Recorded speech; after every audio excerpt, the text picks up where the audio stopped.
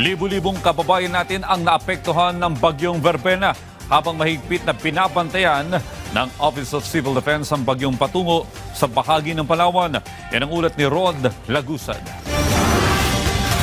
Kasunod ng inaasahang pananalasa ng bagyong Verbena sa bahagi ng Visayas at Mindanao, ayon sa Office of Civil Defense, umabot na sa halos 47,000 katao ang naapektuhan nito.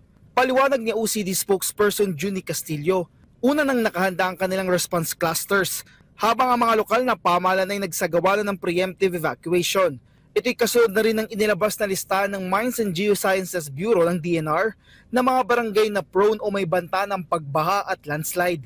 Sa datos ng OCD, nasa 19 na mga evacuation center ang kasalukuyang ginagamit. Aabot sa higit 480 pamilya ang pasamantalang nanunuluyan dito. Kaugnay nito, base sa inisyal na ulat ay wala pa silang natatanggap na anumang impormasyon kung may casualty.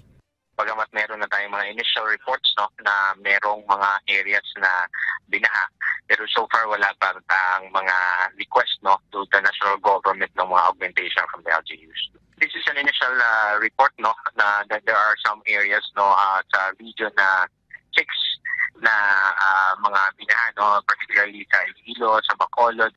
Anya, patuloy pa ang pagkuha nila ng detalye lalo't nananatili pa sa bansa ang bagyo. Ang pinababantayan talaga sa atin ay yung ulan, yung ibabagsak na ulan. Kasi nga unang-una may bagyo, merong shear line, merong panganihan, at saka mga localized thunderstorms. So yun yung mga pinababantayan sa atin. Ani Castillo, kasama sa naapektuhan ng bagyo ang Caraga, Northern Mindanao at Visayas. Patuloy namang nakantabay ang OCD habang patuloy na tinatawid ng bagyo ang bansa na inaasahang dadaan din sa Palawan.